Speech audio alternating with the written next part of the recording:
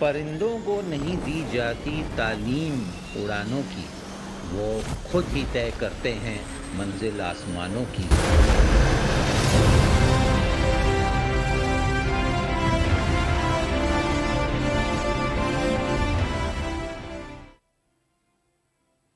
દર્શક મિત્રો, આપ જોઈ રહ્યા છો નિર્માણ ન્યૂઝની વિશેષ રજૂઆત અને હું છું આપની સાથે નતાશા।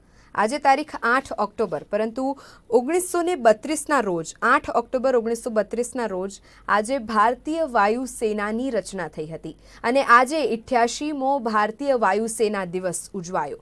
જો કે આજના દિવસની વિશેષ રજૂઆતમાં આપણે આગળ વધીએ તે પહેલાં આજના વિષય અંતર્ગત અને મહત્વકાંક્ષી ચર્ચાઓ તરફ આગળ વધતા પહેલાં આજના દિવસનું શું મહત્વ છે તે બાબતે જાણકારી આપતો એક અહેવાલ પર નજર કરીશું। जाती तालीम उड़ानों की, वो खुद ही तय करते हैं मंजिल आसमानों की।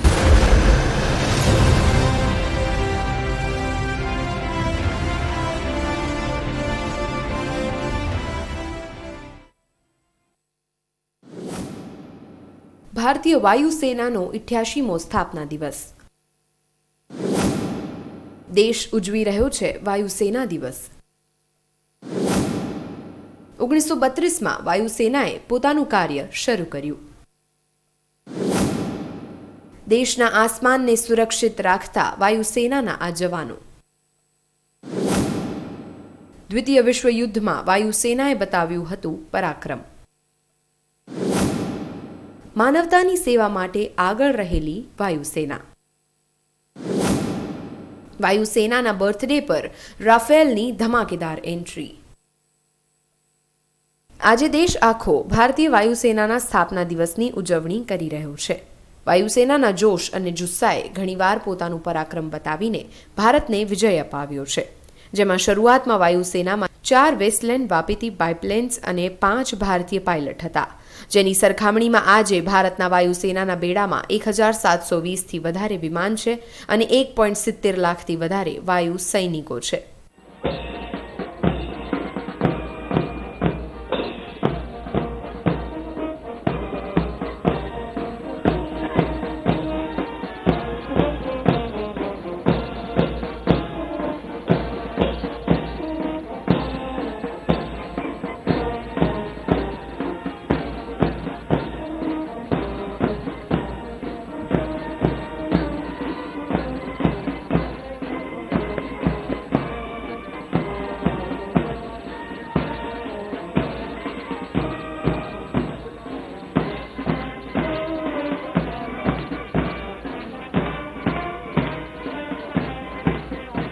વાયુસેનાની કામગીરીની વાત કરીએ તો દ્વિતીય વિશ્વયુદ્ધમાં જ્યારે જાપાની સેના બર્મા તરફ આગળ વધી રહી હતી ત્યારે ભારતીય સેનાએ તેને રોકી હતી। 1961માં પોર્ટુગલની સેનાને હરાવવા ભારતીય વાયુસેનાએ ઓપરેશન વિજય ચલાવ્યું અને ગોવાને આઝાદી અપાવીને ભારત સાથે મેળવ્યું। 1965માં ભારતીય વાયુસેનાએ પાકિસ્તાનને ધજિયા ઉડાવ્યા। 1972માં બાંગ્લાદેશની આઝાદી માટે પાકિસ્તાન સેનાને ઘૂંટણીએ લાવીને મૂકી દીધી અને 1984માં ઓપરેશન મેઘદૂત ચલાવીને સિયાચીન પર ભારતે કબજો મેળવ્યો।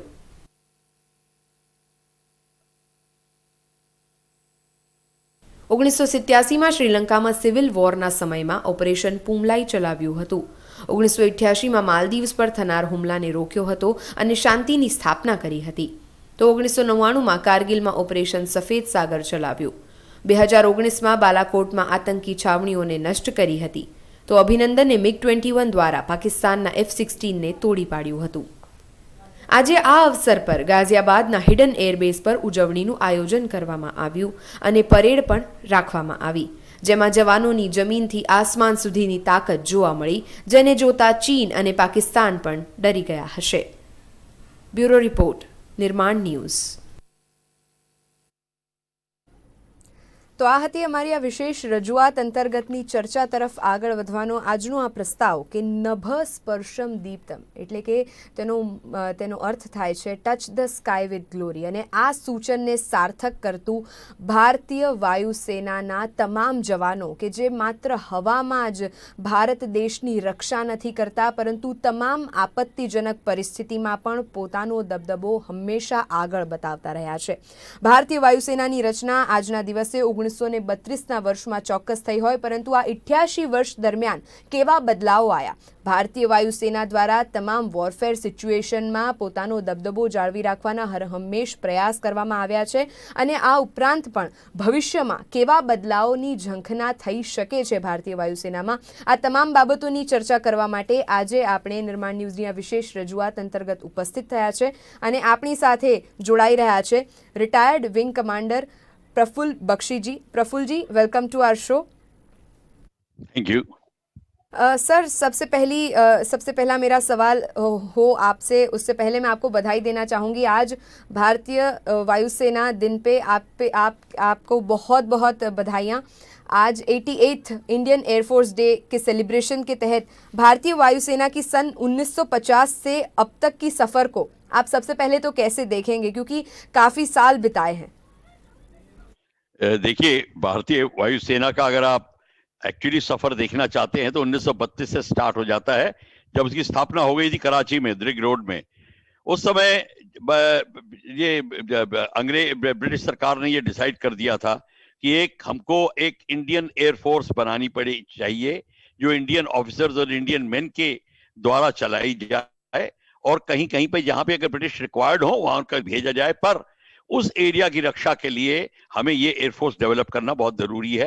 ये एक बहुत लंबी दूर की चाल थी क्योंकि वो एक और एयरफोर्स बनाना चाहते थे ताकि उनको पता था सेकेंड वर्ल्ड वॉर आने वाली है और हमको अपनी और ताकत मजबूत करनी पड़ेगी. और यही हुआ जब हमारी एयरफोर्स जब सिर्फ 4 जहाज थे, वापी से लेकर उसके बाद में वापी 3 जहाज से, उस समय बड़े पुराने टाइप के भी जहाज थे उस समय के लिए भी, पर जो भी है हमारे को फिर धीरे धीरे प्रोग्रेस करते करते हमारी एयरफोर्स ने जो अपने कर्तव्य दिखाए, मॉडर्न एयरक्राफ्ट आने शुरू हुए, हरिकेन, स्पिटफायर.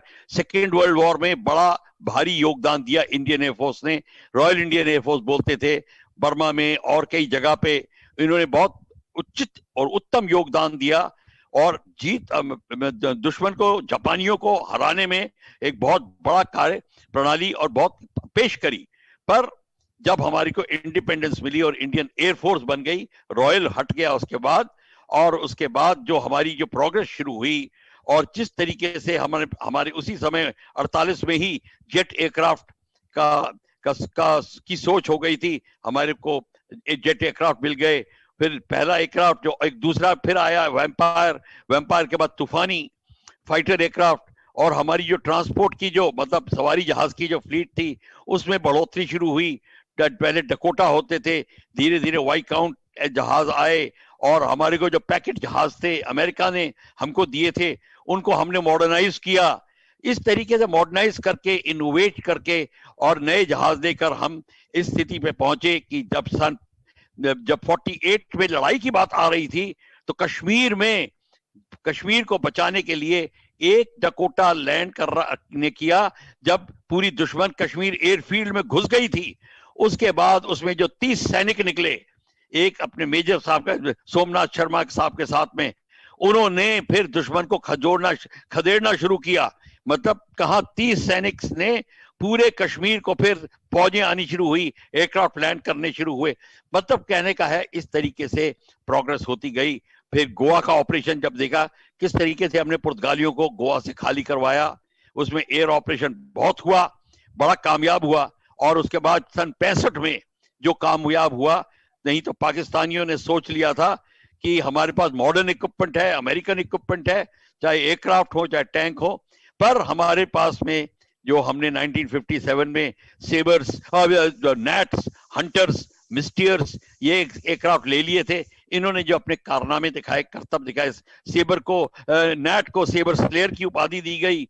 और फिर जब 71 की लड़ाई आई तो इसमें हमने आपके सामने ये जो नमूना पेश किया, बांग्लादेश को जन्म दिया। वो इसलिए जन्म हुआ बांग्लादेश का क्योंकि पाकिस्तानी एयरफोर्स को 2 दिन के अंदर हमने बांग्लादेश के ईस्ट पाकिस्तान से खत्म कर दिया था।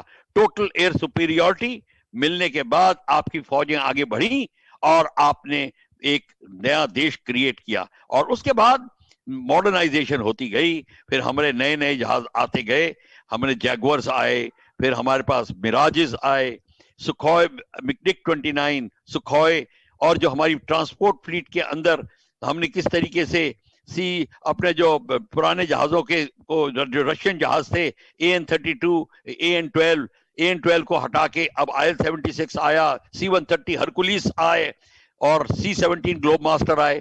साथ ही में हमारी नीति में बदलाव आने लगा, हमारी सोच भी बदलने लगी, और हमने देखा हमारी सरहद पे दुश्मन इतना ताकतवर बन के बैठा हुआ है, खासकर चाइना।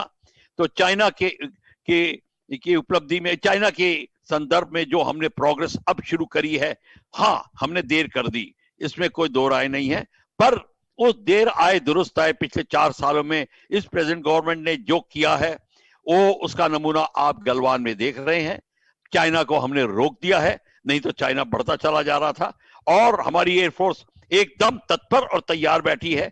नए से नए जहाज सुखोय 30 MKI और अब रफाइल आ गया है।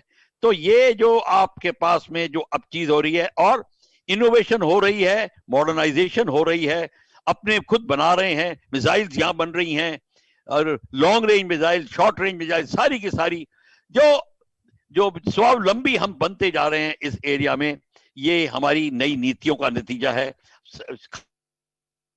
काफ़ी काबिले तारीफ है। इनफैक्ट जो परंपरागत परेड होती है आज ही के दिन पे, तो ये परंपरागत परेड को ध्यान में रखते हुए आज के दिन पे जो आयोजन हुआ गाजियाबाद के हिडन एयरबेस पे, जो आज हमने देखा, तो आपके नज़रिए से आज की जो पेशकश हुई उसकी खास बातें आपको क्या लगी, या तो फिर क्या हाईलाइट कर गया आज की ये बात पे? आपका क्वेश्चन जरा दोहराएं, आपका क्वेश्चन मिस हो गया पहला वाला। दिन पे परंपरागत परेड का आयोजन होता आया है, और आज भी गाजियाबाद हिडन एयरबेस पे जो परेड का आयोजन हुआ उसकी खास बातें आपको क्या लगी? इनफैक्ट राफेल की उड़ान तो आज की खास बात थी ही, और वो हाईलाइट था आज के दिन का, लेकिन इससे भी अधिकतर आपको क्या आज खास लगा? देखिए, खास सबसे ज्यादा ये लगा कि लोग ये सोच रहे थे कि हमारी एयरफोर्स अब पूरी लग गई है बॉर्डर के ऊपर, सीमा पे, क्या हमारा एयरफोर्स डे ऐसे मनाया जाएगा, ये भी सोच रहे थे क्या हम करेंगे। पर हमारा एयरफोर्स डे उसी शान शौकत के साथ मनाया गया, पूरी की पूरी रस्में अदा की गई जिस तरीके से हर साल करते हैं। एयर चीफ ने आए, वो अपने संदेश दिया, उसी तरीके से पहले किस तरीके से अराइवल होता है, भारत का झंडा किस तरीके से लाया जाता है, ये सारा का सारा जैसे आपने नमूना देखा, और फ्लाई पास्ट उसी तरीके से परेड हुई, उसी तरीके से फ्लाई पास्ट हुई, उसी तरीके से विंटेज एयरक्राफ्ट का नमूना दिया गया, सब उसी तरीके से दिया। पर जो हमारे एयर चीफ ने संदेश दिया उसमें एब्सोल्युटली कह दिया है कि हमने अब जो 2 फ्रंट वॉर के संदर्भ में चीन और पाकिस्तान ने सोचा है वो उन्होंने गलत सोचा है, उनको मुंह की खानी पड़ेगी। और हमारी तैयारी इतनी तत्पर है और इतनी जिसे कहते हैं ठोस तैयारी है, उसके आगे वो उनकी कोई भी जो उनकी मनोकामना पूरी नहीं होगी, उनके सुहाने सपने ही रह जाएंगे। और ये उन्होंने जो कहा वो हमने हमारी जो जो हमारा जो एयरक्राफ्ट की पावर है आपने देखी सारे के साथ, खासकर रफाइल आया, रफाइल की फ्लाइंग, सुखोय 30 की फ्लाइंग, और एरोबैटिक्स, फॉर्मेशन एरोबैटिक्स, ये सारा का सारा बिल्कुल वैसे ही हुआ। और फॉर्मेशन सूर्यकिरण में हॉक जहाज हैं, वो बहुत ही उम्दा हैं। और पहले यही टीम अंग्रेजों की यूनाइटेड किंगडम में भी हॉक की टीम होती थी, इसी तरीके से यही टीम हमारे पास है, और ये टीम हमारे पायलट्स की है। और हेलीकॉप्टर्स के सूर्यकिरण ने अपने करतब दिखाए, एडवांस लाइट हेलीकॉप्टर किस तरीके से कर रहे हैं, और खासकर है हमारी जो चिनूक हेलीकॉप्टर और अपाचे हेलीकॉप्टर, इन्होंने जो योगदान दे रहे हैं इसकी भी बड़ी इसका भी जिक्र किया गया परेड के ऊपर। तो हमारे पूरे का पूरा जो मॉडर्नाइजेशन है और जो तैयारी है वो सब का नमूना हमने आज देखा। खूबी, क्योंकि हमने इतने सालों से देखते आ रहे हैं, बल्कि पूरी भारतीय जन सेना ये देखती आ रही है। तीनों सेनाओं में हम कभी भी तुलना नहीं कर रहे, लेकिन वायुसेना की जब बात आती है तो एक अलग ही शान है, एक अलग ही ग्लोरी है इंडियन एयरफोर्स की।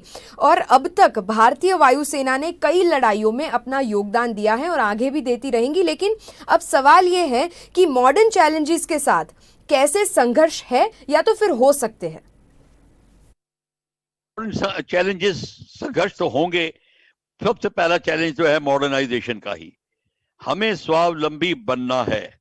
हमको ये सारी चीजें खुद बनानी है। रफाल खरीदें क्यों, हमारा रफाल क्यों नहीं, आप पूछ सकती हैं, बच्चे पूछ सकते हैं कि हमारा अपना जहाज कब बनेंगे। ये जो सपना है, ये हमारा सबसे बड़ा चैलेंज है। ये क्यों हमने मॉडर्नाइजेशन में थोड़ी ढील हो गई, हमारे थोड़ा सा जो पिछले 70 साल में जो हमने गलत नीतियां अपनाई थी, उसका जो अब हमारे को नतीजा देखना पड़ रहा है। पर वो ज्यादा दिन नहीं हमें नतीजा देखना पड़ेगा, क्योंकि हम ने अब वो ठोस कदम उठाने शुरू कर दिए हैं, ताकि अब ये जहाज जो है, ट्रांसफर ऑफ टेक्नोलॉजी बाहर से आएगी, अपने ही प्राइवेट इंडस्ट्री का इसमें योगदान होगा। जो कंट्री प्राइवेट इंडस्ट्री को नहीं लगाती, उस कंट्री को प्रॉब्लम होती है, चाहे अमेरिका हो, चाहे फ्रांस हो, चाहे ग्रेट ब्रिटेन हो, सबकी डिफेंस इंडस्ट्री प्राइवेट एंटरप्राइज होती है। ये क्योंकि फिर कंपटीशन आता है और R&D में खर्चा होता है, रिसर्च एंड डेवलपमेंट में खर्चा होगा। आपके DRDO ने वैसे ही बहुत अच्छा काम करना शुरू कर दिया है, मिसाइल टेक्नोलॉजी में बहुत बड़ी बढ़त हासिल कर दी है। अब हमको चाहिए सबसे पहले अपने एयरक्राफ्ट के इंजन को बनाना। अब मैं एयरफोर्स की बात कर रहा हूं, जहां पे हमने इंजन की पूर्ति कर दी, वहां पे अभी तो चाइना भी नहीं बना रहा, यही प्रॉब्लम है। पर चाइना बाकी चीज सब कर रहा है, हमने वो भी नहीं करी। खुद अपने एयरक्राफ्ट डिजाइन कर रहा है, अगर डिजाइन नहीं कर सकता तो नकल करता है। हम नहीं कर रहे, हम जो है अब हमको ये सब कुछ पूरा करना पड़ेगा। इसीलिए हमारे को ये चैलेंज सबसे बड़ा है। फिर चैलेंज है हमारा लॉजिस्टिक्स, जो बॉर्डर के ऊपर है, इसका चैलेंज हम बड़ी जल्दी खत्म कर रहे हैं। रोड्स बन रही हैं, अभी उस दिन अटल टनल का जिक्र कर रहे थे, उसका उद्घाटन हुआ। अब जोजिला टनल का उद्घाटन हो रहा है और टनल्स बन रही हैं। ये सारी की सारी चीजें भी चैलेंज के रूप में आती हैं। बॉर्डर तक रेलवे लाइन जा रही है, जैसे चाइना ला रहा है, ये एक और बड़ा चैलेंज है। से कम्युनिकेशन में, टेलीकम्युनिकेशन में चैलेंज है, इंजन डेवलपमेंट में, एयरक्राफ्ट डेवलपमेंट में, स्वावलंबी होने में, ये सारे में चैलेंज है। और हमारे को अपनी नीतियों में भी चेंज लाना पड़ेगा। हमारे सोचने की शक्ति, तरीके, हम अपने को थ्रेट क्या है हमारा, इसको, और खासकर हमारी सेनाओं में तालमेल, हमारी सेना और जो पैरामिलिट्री फोर्सेस में तालमेल, और सबसे ज्यादा तालमेल जरूरत है ब्यूरोक्रेसी और आर्म फोर्सेस में। यहाँ पे कोई ऐसा संघर्षपूर्ण वातावरण नहीं होना चाहिए जो कि हमारे लिए भारी पड़े। ये एटमॉस्फेयर को ठीक करना भी प्रधानमंत्री के कंधे पे आएगा, और वो भी करेंगे इसको। और वायुसेना की हमने आज तक की जितनी भी बखूबियां देखी है, जितने भी पराक्रम देखे हैं, उसमें न कि सिर्फ हवाई सुरक्षा में, लेकिन वायुसेना ने सभी आपत्तिजनक परिस्थितियों में, इनफैक्ट नेचुरल कैलामिटीज़ और इन सभी बाधाओं में लोगों की सहायता करने के लिए भी वायुसेना उतनी ही तत्परता से आगे आती रही है। तो आपको ऐसी कौन सी बाधा याद आ रही है जो जहाँ पे वायुसेना की कामगिरी से आप बेहद खुश हुए थे, आपकी सर्विसेज के दौरान या फिर रिटायरमेंट के बाद भी? मैं आपको भी बताता हूं, आपकी याददाश्त में भुज अर्थक्वेक आया था, आपको याद होगा बिल्कुल, जिसमें एयरफोर्स ने और फौज ने और एयरफोर्स ने बहुत योगदान दिया। कोई भी बाढ़ आती है, आपको एयरफोर्स के हेलीकॉप्टर नजर आते हैं, रेस्क्यू टीम नजर आती है। समुद्र में कोई हादसा होता है तो नेवी के हेलीकॉप्टर्स या नेवी के जहाज, मतलब एविएशन वहां पे होती है। अगर आपको अर्थक्वेक, ये सारी चीजें होती हैं, और अगर आपके यात्री फंस गए हैं कहीं, अगर सऊदी अरेबिया में फंस गए हैं कहीं, रिकॉर्ड है हमारा Guinness book of world record यात्रियों को रेस्क्यू करने का, या पहाड़ों में उसका भी रिकॉर्ड है हमारे पास गिनीज का। और वहां सऊदी अरेबिया से या अभी हज पिलग्रिम से इनको किस तरीके से निकाल के लाना, जनरल VK सिंह ने जो किया उसके ऊपर फिल्म भी बनी है। तो ये जो यमन में से निकाला और जगह से निकाला, ये सब चुनौतियां हैं जो एयरफोर्स बड़ी जिसको कहते हैं कि समझदारी से, सूझबूझ से और बड़े शौर्य के साथ इसको पूरा करते हैं। कई जो हमारे लोगों ने, हमारे सैनिकों ने, वायु सैनिकों ने, उन्होंने कईयों ने अपने जान से हाथ धोने पड़े उनको, कई बार ऐसा भी हुआ है। और जैसे कि केदारनाथ में जब वो हादसा हुआ था, हमारा हेलीकॉप्टर जब रेस्क्यू कर रहा था, वो जब बैड वेदर के अंदर पहाड़ी से जा टकराया था, ये भी हो सकता है। कई चीजें होती हैं जो कि हमारे को मद्देनजर रखनी पड़ेंगी, पर एयरफोर्स कभी नहीं पीछे हटेगी। जहां पे भारत पे कोई भी आपत्ति आई या भीड़ पड़ी, तो फिर हमारे जो एयरफोर्स है या ग्राउंड सैनिक हैं, आर्मी, नेवी, कोई भी हो, कोई पीछे नहीं रहा है। ये स्पिरिट अलाइव रही है। स्पिरिट आगे भी अलाइव रहे, ऐसी ही हम आज के दिन पे कामना करेंगे। और आने वाले सभी दिनों के लिए, जब जब भारत के गौरवशाली इतिहास की बात आती है, तब तब भारतीय वायुसेना का भी उसके साथ साथ में नाम लिया जाता है और आगे भी लिया जाएगा। हम ऐसी ही कामना करेंगे। लेकिन अब आने वाली पीढ़ी के लिए एक ऐसा संदेश कि जो नौयुवानों को भारतीय वायुसेना में जुड़ने के लिए एक तत्परता दे, एक ऐसा मोमेंट दे जिससे यूथ के मन में एक ऐसा स्पार्क जगे कि ताकि वो इंडियन एयरफोर्स में जुड़ना क्यों चाहेंगे, या तो फिर क्या है ऐसी बखूबी बात जो इंडियन एयरफोर्स में जुड़ने के बाद उनकी ज़िंदगी को बदल सकती है। तो सवाल यही उठ रहा है बख्शी साहब कि वायुसेना कैसे आज के नौजवानों को प्रेरणा देती है और आने वाले समय में ज़्यादा से ज़्यादा युवा इस फोर्स में जुड़े, उसके लिए आप क्या कहेंगे, या फिर मैं ऐसा कहूँ कि कैसे स्टेप्स लेने चाहिए? ये ऐसा है, अगर आपको तो खैर पता नहीं याद होगा, मेरे को याद है जब मैं बचपन में, वो एनसीसी होती, नेशनल कैडेट कोर, वो बड़ी कंपलसरी होती थी। यानी कि कंपलसरी 65 से 68 तक हर एक कैडेट, हर एक स्टूडेंट एनसीसी का भाग होता था।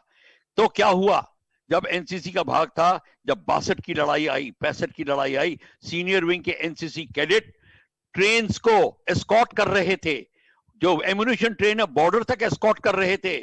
यहां तक कि उन्होंने पीओडब्ल्यू कैंप में रन करने का में अपना योगदान दिया, फौजियों को सामान पहुंचाने में योगदान दिया।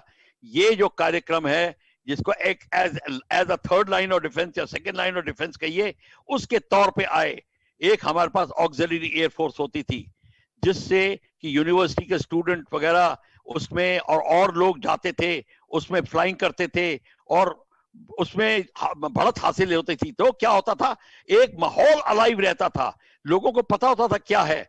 और अच्छे फैमिली के पढ़े लिखे लोग और लोग जो होते थे, बाकी नौकरियां छोड़ के इधर जाने की बात करते थे। पर अब धीरे धीरे वो एनसीसी का वो हल हट गया, लोगों को पता ही नहीं चलता। ये सबसे बड़ी जो हमारी चूक हुई है, नेशनल कैडेट कोर को हटाया गया है, इससे चूक हुई है। अगर इसको आप लाइए, आप देखिए आपकी 80% ऑफ द प्रॉब्लम एकदम से सॉल्व हो जाती है। क्योंकि बच्चे को, यंग बॉय को, यंग गर्ल्स को पता होता है कि ये चीज क्या है, क्या करना है, और उनकी अच्छाइयां पता चलनी होती है। अभी सिर्फ आप डॉक्यूमेंट्री देखेंगे तो पता चलेगा, नहीं तो नहीं पता चलेगा, या कोई हमारे जैसा आदमी आके बता दे तो बता दे, नहीं तो नहीं पता चलेगा। ये खास। और दूसरा ये है, आईएनबी मिनिस्ट्री का काम है कि हर एक यूनिवर्सिटी, स्टूडेंट्स कम्युनिटी, हर जगह जाके उनको बताएं। और इस तरीके, जैसे आपने अभी ये काम कर रही हैं, मेरे से वार्तालाप हो रहा है, ये बहुत जरूरी है। इससे पता चलता है हमारी जनता को, जवानों को, युवाओं को कि ये क्या बात हो रही है, ये कह क्या रहे हैं, और तब उनको पता चलता है कि सच्चाई क्या है और असलियत क्या है।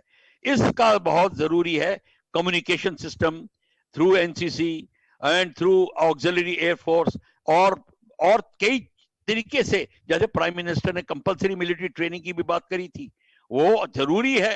अगर आप कंपलसरी मिलिट्री ट्रेनिंग के लिए, अगर आप एक यंग स्टूडेंट को आफ्टर कॉलेज 3 साल के लिए अगर उसको भेजते हैं और 5 साल के लिए जो भी करता है, उसका वो सीवी के अंदर उसको पॉजिटिव एंगल में उसको ऐड करना चाहिए, उसको उसकी सीनियरिटी मिलनी चाहिए और उसको वो क्वालिफिकेशन बनानी चाहिए।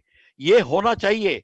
और फिर आप देखेंगे आपका जो रवैया है फौज की तरफ, फिर कोई ये नहीं कहेगा कि आप फौज में क्यों जा रहे हैं, क्यों घर में खाने को नहीं है, ये कोई नहीं कहेगा। ये मजाक है, ये मैं पर हुआ है, इसलिए मैं आपसे ये बात करता हूं। ये कहते हैं लोग, आने वाले दिनों में शायद युवा अपनी पहचान बनाने के लिए ना सही लेकिन देश के हित के लिए और अपनी पहचान को और भी एक कदम आगे बढ़ाने के लिए आई एम श्योर फोर्सेस में जुड़े और ऐसी ही कामना करेंगे। वैसे बख्शी साहब, बात करने के लिए तो हमारा ये पूरा एपिसोड भी कम पड़ जाएगा, लेकिन क्या करें, हमारे पास समय इतना ही था। बट आपको फिर से एक बार आज के दिन की बहुत बधाइयाँ और हमारे साथ जुड़ने के लिए आपका बहुत शुक्रिया। Thank you very much. जय हिंद। जय हिंद सर। એરફોર્સ ડેની અમારી આ વિશેષ રજૂઆત અંતર્ગત દર્શક મિત્રો, આજે અવકાશી ગગનમાં નવસેનામાં ભારતીય વાયુસેનામાં નવા સામેલ થયેલા રાફેલ વિમાનોએ જે મુજબ આજે કરતબ દર્શાવ્યું છે, પરંતુ તેની સાથે રાફેલની સાથે સાથે સ્વદેશી તેજસની પણ તાકાત જોવા મળી। 56 જેટલા અલગ અલગ એરક્રાફ્ટ્સ દ્વારા આજે કરતબ બતાવવામાં આવ્યું અને જે પરંપરાગત ઉજવણીનો જલસો ચાલુ વર્ષે પણ કોરોનાના તમામ નિયમો ને ધ્યાનમાં રાખીને આપણી સમક્ષ મૂકવામાં આવ્યા। આ માત્ર એક પ્રદર્શન નથી, પરંતુ આ પ્રદર્શન છે ભારતીય વાયુસેનાનું કે જે દેશના યુવાનમાં આજે એક અલગ જ જજ્બો ઉદ્ભવે છે। આવી જ ઘણી બધી રજૂઆતો સાથે ફરી મળીશું। આજે બસ આટલું જ। મને આપશો રજા। નમસ્કાર। परिंदों को नहीं दी जाती तालीम उड़ानों की, वो खुद ही तय करते हैं मंजिल आसमानों की।